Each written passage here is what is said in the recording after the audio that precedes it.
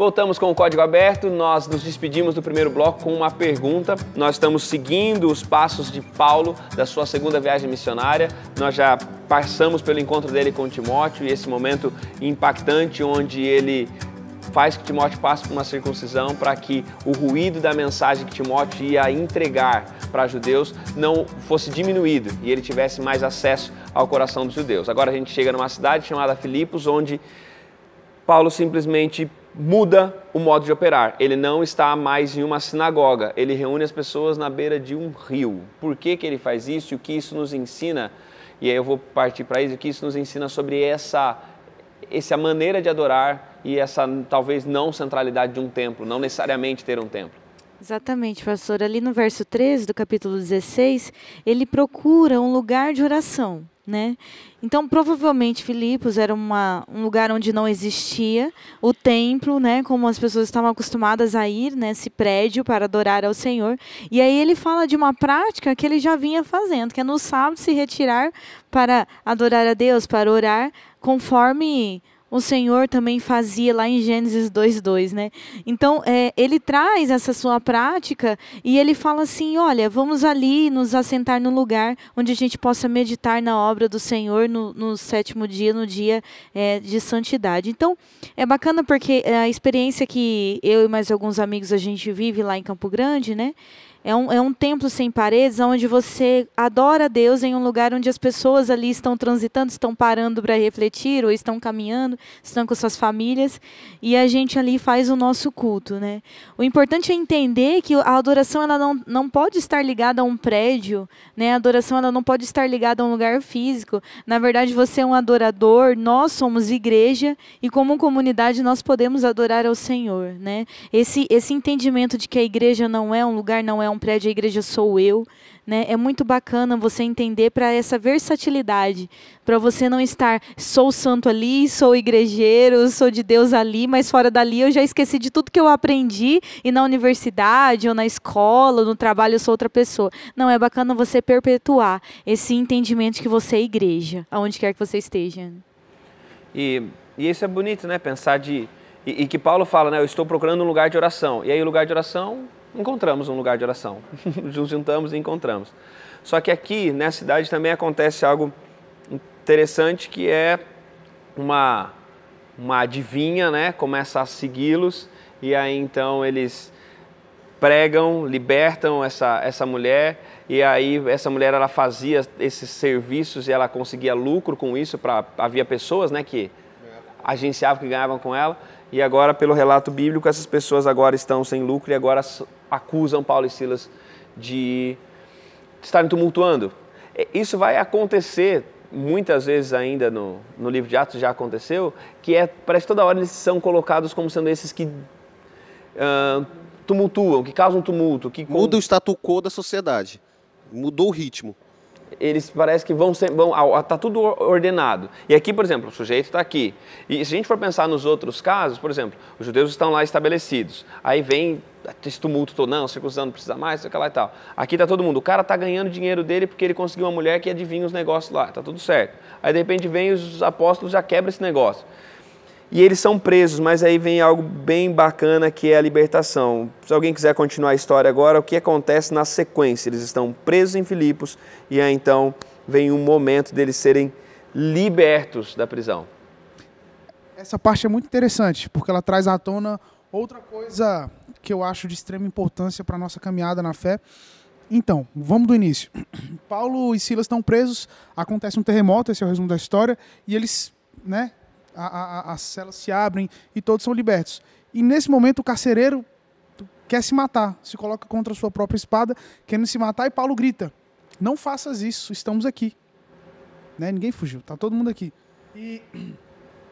E aí, né, o carcereiro ele pergunta o seguinte, ele conversa com Paulo e Paulo explica um pouco para ele, né, algumas coisas, e ele pergunta, o que eu devo fazer para ser salvo? E Paulo diz, crê no Senhor Jesus e será salvo o quê? Tu e tua casa. Mas o ponto interessante que eu quero dizer aqui é o seguinte, o relato aqui ele é bem breve, né? E eu quero ler um versículo que ele diz o seguinte, ele pregava uma palavra do Senhor e todos os que estavam em sua casa. E versículo 34. E levando-os à sua casa, lhes pôs à mesa, e na sua crença em Deus, alegrou-se com toda a sua casa. Muita gente eu consigo ver que muitas pessoas acham que é simplesmente, eu falo simplesmente porque esse é o pensamento, crer no Senhor Jesus e é salvo. Eu acredito que Deus existe, pronto. Crê no Senhor e será salvo, tu e tua casa. Não é bem por aí. Quando você diz, na verdade, que crê no Senhor, e isso às custas da instrução prática e doutrinária, não existe um crer. O fato de crer envolve muito mais do que simplesmente o falar que crê. Envolve um estilo de vida, envolve relacionamento, envolve uma caminhada com aquilo que você diz que está crendo. Né? Então, a lição trata que muitas vezes esse relato ele não serve de base para que simplesmente aconteçam batismos apressados. Por exemplo, uma pessoa dizendo que simplesmente por ela crer, ela pode ser batizada, pode defender a fé, muitas vezes isso pode ser mais prejudicial para o evangelho do que benéfico. Porque às vezes isso não é motivado pelo Espírito Santo. Né? Sim. Eu acho, Elias, é só uma questão de continuar o texto, né? Depois que ele fala crer, no verso 30, no capítulo 16, 31 ele disse crer, no 32 e pregaram a palavra, né? Então essa palavra também foi pregada, né? Isso uma coisa não exclui a outra, né? Na verdade elas se conversam. Exatamente, veio todo um acompanhamento por parte de Paulo, que até eu chamaria de estratégia evangelística também, porque os textos relatam que Paulo também voltava e reforçava, ele acompanhava o trabalho que ele já tinha feito, né? Confirmava os trabalhos que ele já tinha feito a respeito do evangelho, da divulgação do evangelho. Eu acho, só antes de você falar, Vinho, eu acho surpreendente nesse relato, e até fica um convite até para aquele que tem o guia, para ler o texto na Bíblia, ler o texto na íntegra, porque às vezes o guia tem uma ênfase, e às vezes a gente que também estamos dando ênfase, e às vezes a gente acaba perdendo um outro ponto do texto que você pode em casa descobrir e encontrar. E esse texto é um texto riquíssimo quando a gente pensa, aconteceu isso, eles ficaram lá, eles vão para casa, são curados feridos, eles voltam, eles continuam presos, então assim, está liberto, ou seja, no final das contas, o movimento todo não é nem para a libertação deles, é para que a salvação chegue ao carcereiro, e aí vem esse movimento que eu acho interessante, o carcereiro chega com um recado, olha, falaram que vocês estão livres. Aí Paulo e Silas falam, não, a gente não vai sair daqui não. Nos expuseram publicamente, nos açoitaram em público e agora vão querer que a gente saia às escondidas? Não, que venham aqui e nós somos cidadãos romanos e que nos liberem aqui. Aí vão lá todo mundo comigo, não, vocês são cidadãos romanos, desculpa e tudo mais, vão embora. E eu acho que não é parte da expectativa do missionário a honra, o receber a injustiça, mas receber a honra também depois. Mas isso às vezes acontece. É injustiçado, mas de repente é humilhado, mas às vezes também é exaltado. Não dá para a gente esperar, ter a expectativa de ser exaltado, mas a gente pode também, às vezes, receber isso no pacote, né? 3 pontos assim que eu dou destaque. Primeiro é que, possivelmente, esse carcereiro ele já tinha um conhecimento de alguma coisa. A frase dele não é uma frase comum. Ele pergunta, o que eu preciso fazer para ser salvo? Então não é uma frase comum que você fala no cotidiano, né? Acontece um terremoto, as pessoas fugiram da cadeira e você fala assim, agora eu vou falar um negócio desse. Salvação. Segundo, é que ele tenta se matar porque era o costume do carcereiro ser assassinado se um dos presos fugissem. E ele, sabendo disso, Paulo, ali, mas seu companheiro, permanece no local. E o terceiro, que aí para mim é muito, muito especial, é essa que o Tiago acabou falando, né? Ele traz essa ideia de, peraí, não, gente, peraí, vocês fizeram isso aqui comigo, mas vocês sabiam que eu sou cidadão romano? O cidadão romano, dentro deste período, ele era o americano hoje. Ele era o americano hoje. Se acontecer um problema com o americano, está no seu claro. Não, ele é americano, peraí. Não vamos mexer, não, vamos cuidar direito. Então, quando ele disse que era cidadão romano, a embaixada falou assim, e aí a gente começa a ter um aspecto. E eu gostei do que o Tiago, a palavra que ele utilizou, a gente precisa ter honra.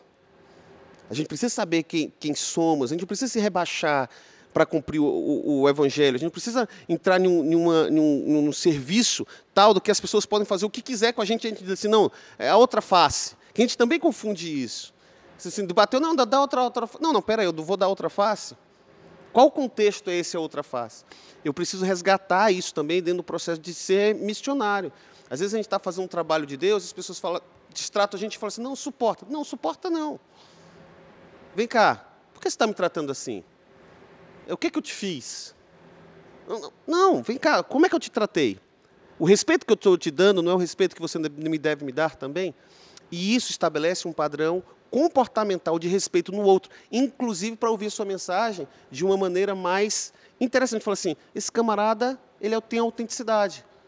Ele não é um tolo. Ele não está seguindo no rebanho da massa de manobra que a gente vê hoje, que muitas igrejas se prestaram o papel de fazer por benefícios fiscais ou qualquer outro assunto. E ele para, olha, e aí você fala assim, tá bom, ok. E aí você pode criar um diálogo a partir daí. E às vezes às vezes numa condição que a gente facilita ali, caminha a segunda milha, a gente enfraquece o poder que a mensagem era para ter. Se a gente dá um passo atrás, às vezes, em algo que é para ser incisivo, que é para ser correto, que é para ser levado à frente, que é uma ordem do Senhor, às vezes a gente enfraqueceu o poder daquela mensagem. Às vezes a gente tem que ser incisivo, às vezes a gente tem que chegar e realmente dar o valor que a palavra tem diante da situação. E aí eu acho que tem um eco daquilo que acontece quando elegem os diáconos, que é o seguinte, que é a igreja reage à injustiça. A igreja reage à injustiça. Então, esse senso de justiça, a compreensão e o espírito leva a igreja para isso. Nesse momento aqui, eu acho que existe esse eco importante também para a gente não também ir para o ponto do seguinte, não, então tá bom, então eu vou afrontar todo mundo, vou bater em todo mundo, vou ser assistado. Não, existe aqui uma reação a uma cena injusta, que está acontecendo e essa cena injusta, essa injustiça precisa ser corrigida e, ao mesmo tempo, e não tem como negar isso, durante todo o livro de Atos, é gente, lembrando que essas atitudes nascem no coração de gente que está vivendo guiada pelo Espírito. Tiago, até lembrei, né? Quando Paulo, diante de uma autoridade, leva um tapa no rosto, porque ele repreende essa autoridade. E aí, quando ele leva o tapa no rosto, ele fala assim, como você está falando com o sumo sacerdote? Aí ele para e fala assim, eu não sabia que ele era o sumo sacerdote. E ele se recolhe porque ele entende que ali é uma autoridade. Então, essa mistura de me impor, de me recolher, ser sagaz e prudente, como a Bíblia pede, é o íntimo contato com Deus. Íntimo, constante contato com Deus. Porque, de verdade, por exemplo, eu sou pastor. Existem duas profissões, assim, hoje, que são colocadas como piores. É o político e o líder religioso. E, às vezes, a gente se incomoda, a gente está numa fila e passa estamos em um ambiente... Por exemplo, num consultório, está passando alguma coisa na TV e a pessoa está vendo. E passa uma propaganda de uma igreja e o camarada começa a falar. E ele não sabe que você é o pastor. E você se sente com vergonha de se colocar, mas eu não sou igual a ele. Eu sou um pastor diferente. Então, algumas vezes eu já me prontifiquei a dizer assim, mas nem todos são assim. E a partir dali eu tive um diálogo com a pessoa. E a pessoa, será? Eu falei assim, porque eu sou um pastor e eu não sou assim. E a pessoa se constranger e perceber que ela não pode colocar todo mundo dentro do mesmo saco. A gente tem essa experiência de Paulo aqui, saindo então agora sendo liberto, e agora o caminho que ele faz é o caminho para passar por mais perseguição. Eu acho interessante isso, né? Que ele vai indo para novas cidades e novas oposições vão vindo. E agora as pessoas aparecem lá em Tessalônica junto com Paulo, e aparece também uma outra cidade, um outro povo também, que é o povo de Bereia. Rapidamente, só para a gente fechar esse bloco, qual que era a característica desse povo de forma específica, para a gente depois, no último bloco, pensar nessa parte da viagem de Paulo, que é ele em Atenas, que é algo bem interessante. O que marca esse povo, principalmente esse povo aí de Bereia, qual que é a marca que os distingue? São coisas bem bacanas, né? No capítulo 17, então, né, no verso 11, é um verso bem interessante, que diz assim, ora, estes de Bereia eram mais nobres que os de Tessalônica, pois receberam a palavra com toda avidez, examinando nas escrituras todos os dias para ver se as coisas eram de fato assim. Então, Paulo faz uma proposta de uma vida diferente. No verso 17, começa a falar para os de Tessalônica, né? Novamente, segundo seu costume, aos sábados, ele vai arrazoar com eles 3 dias, ali no verso 2 a gente encontra. E aí, a reação foi no verso 6, que é uma coisa fantástica, que diz assim: esses homens têm transtornado o mundo, né? E quem dera fôssemos, né? E tomara a Deus que um dia a gente seja assim, claro, buscando hoje o Espírito Santo. Então, pessoas que transtornam o mundo, pessoas que, como diz o pastor, abalam o status quo da sociedade ali simplesmente por pregarem, né, o nome de Jesus Cristo, pregarem toda a história de Jesus. E os de Bereia, eles têm essa característica peculiar. Eles não aceitam ser massa de manobra, ser um rebanho, né? Simplesmente um rebanho parece que está inconsciente, né? O meu líder falou, né? Eu aceito a pessoa que, né? Ao mesmo tempo, claro, você não vai ir para outro extremo, não, é pessoa. Então, assim, ele examinava na Escritura, eles examinavam nas Escrituras. Por isso, Paulo ele chama assim de nobres, né? O livro de Atos fala que eles eram nobres. Por quê? Porque eram pessoas que comprovavam, né? De acordo com as Escrituras, se realmente o que eles tinham ouvido estava consoante ao que Deus fala aqui neste livro. Né? É interessante pensar que a nobreza deles está ligada a essa relação, né? Com a palavra, com o olhar para a Escritura. Nós vamos continuar daqui a pouquinho, nós vamos para o intervalo, daqui a pouco voltamos para o último bloco, vamos ter o vídeo, vamos ter música e vamos conversar um pouquinho sobre a passagem de Paulo por Atenas também. Então fica por aí, daqui a pouco a gente volta.